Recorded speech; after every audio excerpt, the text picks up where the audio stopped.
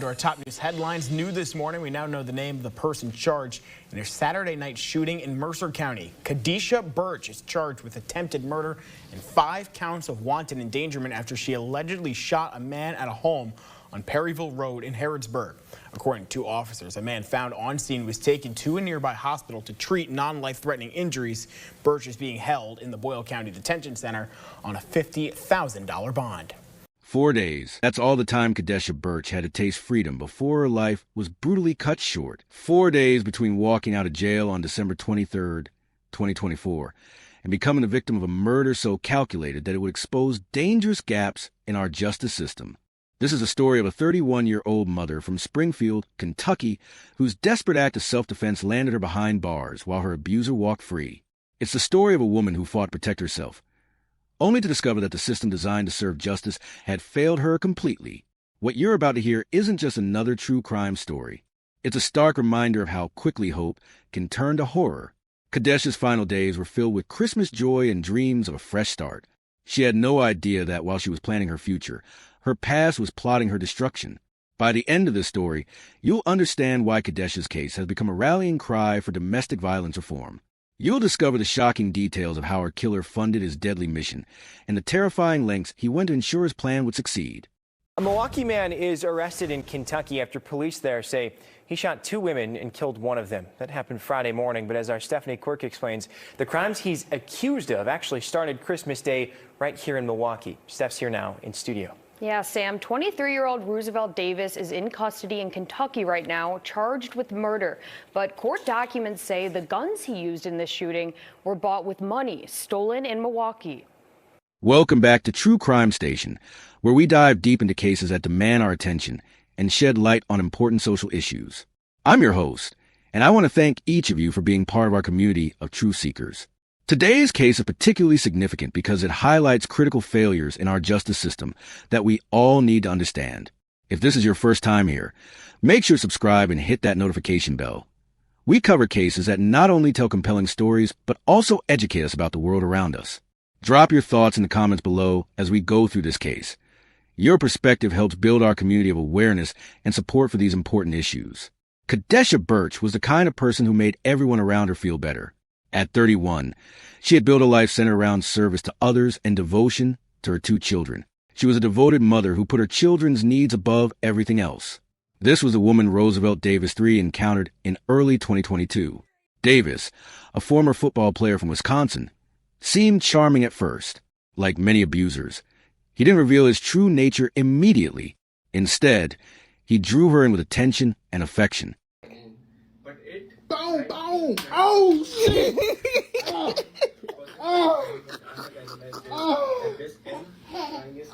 Get it. The early stages of their relationship appeared normal. Davis seemed supportive of Kadesha's goals and interested in being part of her life. But as their relationship progressed, subtle changes began to emerge. Davis started showing possessiveness that Kadesha initially mistook for love and protection. He wanted to know where she was at all times, who she was talking to, and what she was doing when they weren't together. The controlling behavior escalated slowly. What started as concern about her safety became demands about her schedule. What began as jokes about her independence became serious attempts to undermine her confidence. Davis was methodically breaking down the strong, independent woman he had initially been attracted to. When Kadesha became pregnant with Davis's child in 2023, the relationship took a darker turn.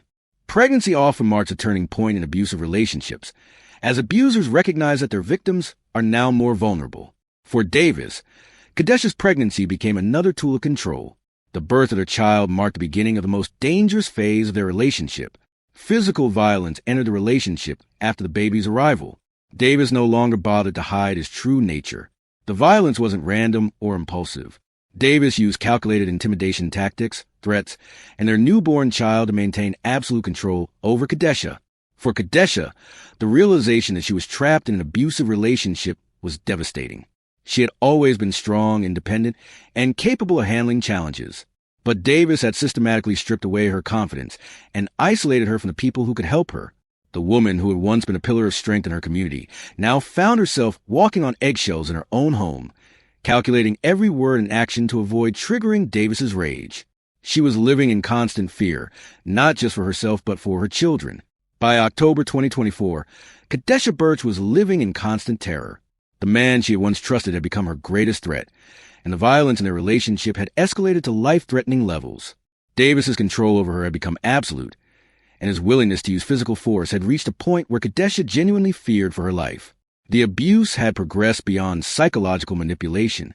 Davis was now regularly using physical intimidation and violence to maintain control. For Kadesha, the constant state of hypervigilance was exhausting. She had to anticipate Davis's moods, react to his demands, and protect her children from witnessing the worst of his behavior. The incident that would change everything happened in October 2024, during what Kadesha later described as one of the most terrifying moments of her life. According to her account, Davis escalated his violence to a level that made her believe she was about to die. During this confrontation, Davis allegedly strangled her, cutting off her ability to breathe and making her fear that she would never see her children again. In that moment of absolute terror, faced with what she believed was imminent death, Kadesha made a split-second decision that would alter her life forever. She shot Roosevelt Davis III, claiming self-defense against what she perceived as a lethal attack. For Kadesha, this wasn't a planned action or a moment of revenge. It was a desperate attempt to save her own life when she believed she had no other option. Kadesha Burch is charged with attempted murder and 5 counts of wanton endangerment after she allegedly shot a man at a home on Perryville Road in Harrodsburg. According to officers, a man found on scene was taken to a nearby hospital to treat non-life-threatening injuries. Burch is being held in the Boyle County Detention Center on a $50,000 bond. The aftermath of the shooting revealed cruel ironies that often plague domestic violence cases. While Kadesha had acted in what she believed was self-defense, the legal system's response would prove to be another form of victimization. Despite her claims of self-defense and the documented history of abuse, Kadesha found herself facing the full weight of criminal charges. The evidence of Davis's abusive behavior toward Kadesha was substantial. Davis, despite being shot and despite the allegations of abuse against him, remained free while Kadesha was arrested and charged with attempted murder. This reversal of roles, the victim becoming the defendant while the alleged abuser maintained his freedom, highlighted dangerous gaps in how the justice system handles domestic violence cases. The charges against Kadesha sent shockwaves through her community. People who knew her couldn't reconcile the woman they had known with someone who would commit attempted murder. But those closest to her understood that this was exactly the kind of impossible situation that domestic violence victims face when the system fails them. For Kadesha, being arrested and charged was devastating. The woman who had tried to save her own life was being punished for that act of self-preservation. While Kadesha sat in jail, processing trauma and preparing for her defense, Roosevelt Davis III was making his own preparations, plans that would prove far more dangerous than anyone could have expected. December 23rd, 2024, should have been one of the happiest days of Kadesha Burch's life in months. After spending weeks behind bars, facing the terrifying prospect of a lengthy prison sentence for defending herself, she was finally going home. Her family had worked tirelessly to raise a $10,000 bond, with her mother and members of her church contributing to secure her temporary freedom. The moment Kadesha walked out of jail, she was surrounded by the love and support she had been missing.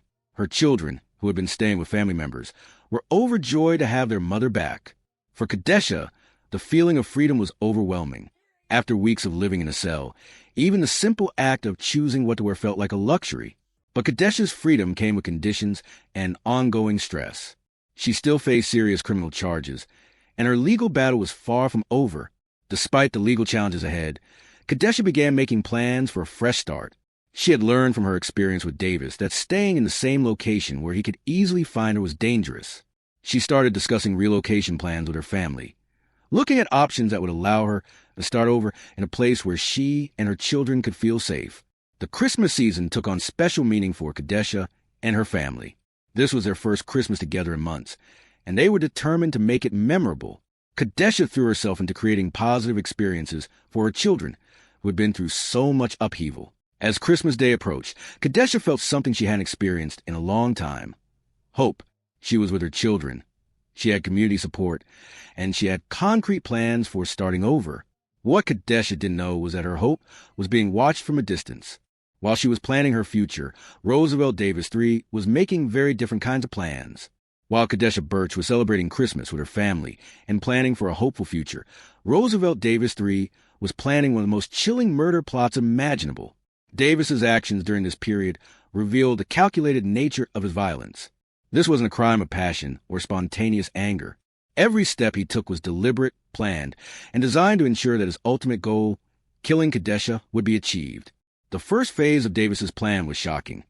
He decided to rob a bank to fund his murder plot. Bank robbery is a federal crime that carries severe penalties, but Davis was willing to risk everything to get the money he needed for his deadly mission. This decision demonstrates the depth of his obsession with Kadesha and his complete disregard for consequences. The bank robbery was successful from Davis's perspective. He managed to steal a significant amount of money without being immediately caught, giving him the financial resources he needed. For Davis, this wasn't just about getting money. It was about taking the first concrete step toward ending Kadesha's life. With the stolen bank funds in hand, Davis immediately began shopping for the tools he would need to commit murder. His first purchases were 2 firearms, chosen specifically for their lethal capacity. The fact that he bought multiple weapons suggests that he was planning not just to kill Kadesha, but to be prepared for any resistance he might encounter. Once he had acquired his weapons and gear, Davis began the journey from Wisconsin to Kentucky. This wasn't a short trip made in anger. It was a long drive that gave him plenty of time to reconsider his actions and choose a different path. Instead, he used the travel time to finalize his plan and prepare mentally for what he was about to do. The fact that Davis knew where to find Kadesha is particularly troubling. Despite her efforts to start fresh and her family's attempts to keep her safe, he had somehow tracked her location. As Davis approached Kentucky, he was carrying stolen money, illegal weapons, and a plan to commit murder. By December 27, 2024, all of Davis's preparations were complete. December 27, 2024, began like any other day for Kadesha Burch and her family. She was staying at a house on Claybrook Avenue, surrounded by the people who loved her and wanted to keep her safe.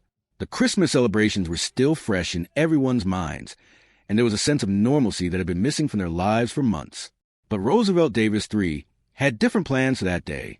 After driving from Wisconsin with his stolen money, purchased weapons, and camouflage clothing, he had arrived in Springfield, Kentucky with one goal: to end Kadesha's life. His preparations were complete, his resolve was firm, and his opportunity had finally arrived. Davis approached the house on Claybrook Avenue with the tactical mindset he had been cultivating throughout his planning process. He was dressed in his camouflage clothing, armed with multiple weapons, and operating under the cover of darkness. This wasn't a confrontation or an argument that got out of hand.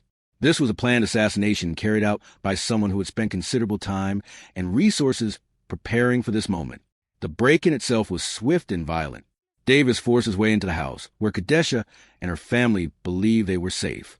The sense of security that had been so important to Kadesha's healing process was shattered in an instant. The home that should have been a refuge became a crime scene. Once inside the house, Davis moved quickly to locate his primary target. He wasn't there to steal anything or to make demands. He was there to kill Kadesha Burch, and nothing was going to stop him from achieving that goal. When Davis found Kadesha, he shot her multiple times. The woman who had survived his abuse fought back in self-defense, endured months in jail, and was finally beginning to rebuild her life, was killed in her own temporary sanctuary. But Davis's violence didn't stop with Kadesha. Another woman in the house was also shot during the attack. Unlike Kadesha, the second victim survived her injuries, but she became a witness to the calculated brutality that Davis had brought into their home. Her survival would later prove crucial to the investigation and prosecution of Davis's crimes. The attack was over quickly, but its impact was devastating and permanent. In a matter of minutes, Davis had destroyed the life that Kadesha had been trying so hard to rebuild. After the shooting, Davis fled the scene, but his escape was short-lived. Law enforcement agencies were quickly mobilized, and Davis was arrested before he could get far from the crime scene. The charges against Davis were swift and severe: murder, attempted murder, and burglary. The evidence against him was overwhelming, from the weapons found in his possession to the witness testimony of the surviving victim. The murder of Kadesha Burch sent shockwaves through Springfield, Kentucky, and beyond, but the tragedy was about more than just one woman's death. Her case became a stark illustration of how domestic violence victims can be failed by the very systems designed to protect them, and how these failures can have deadly consequences. Day was a baby. I've eaten at the grandmother's table and the grandfather's. We got a long history together. He described Day Day as a joyful person, as someone who was a light for others. That she would help you and nobody would have to know. And so to be such a young person in her 30s, that's unusual, because today we want to blow our own horn. The most glaring systemic failure in Kadesha's case was a reversal of victim and perpetrator roles in the legal system.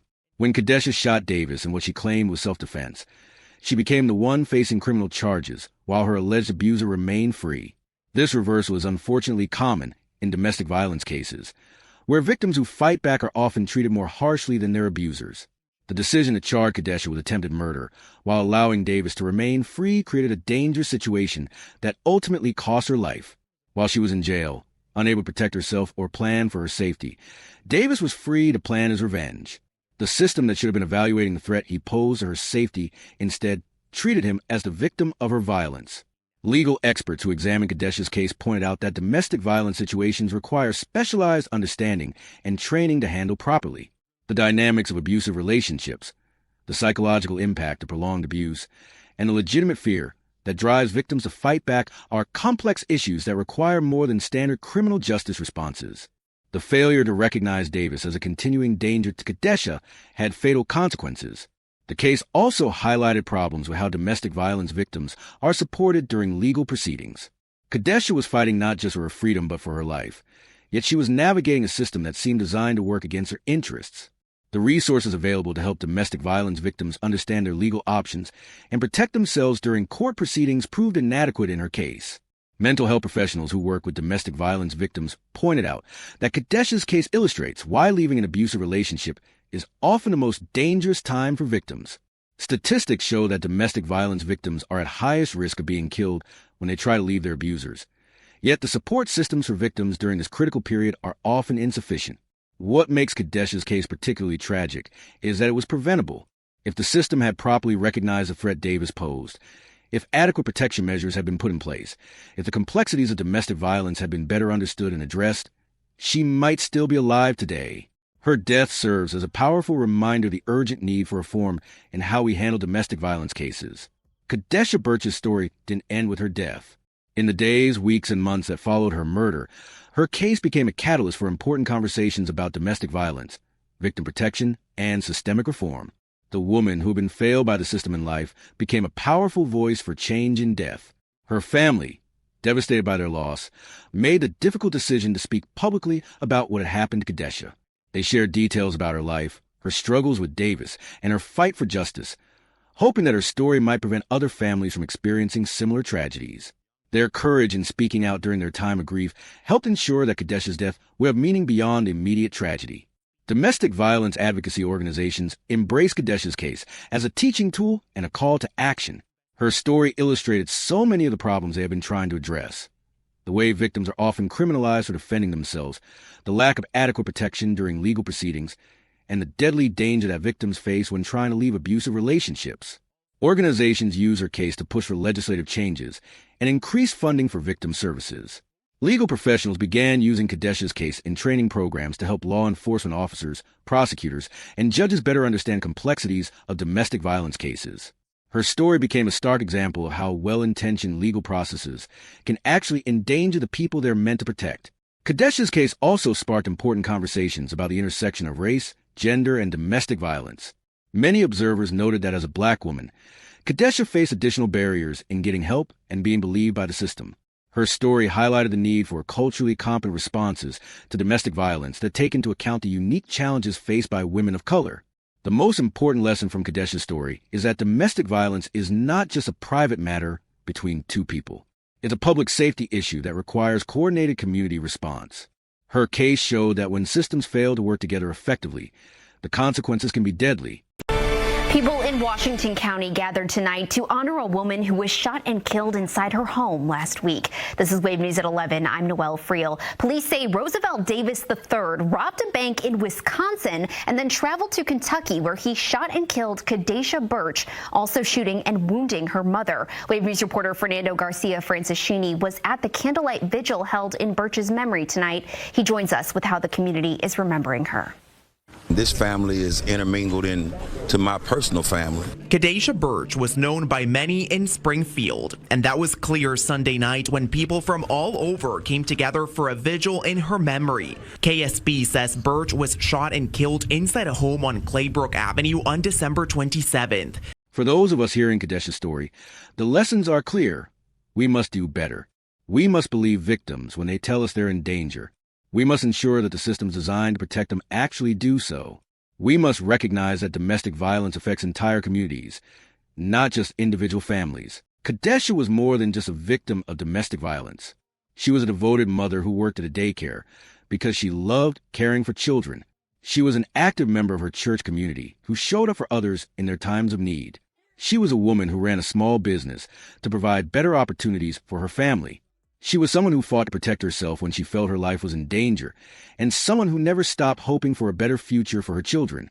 Her story forces us to confront uncomfortable truths about how our society handles domestic violence.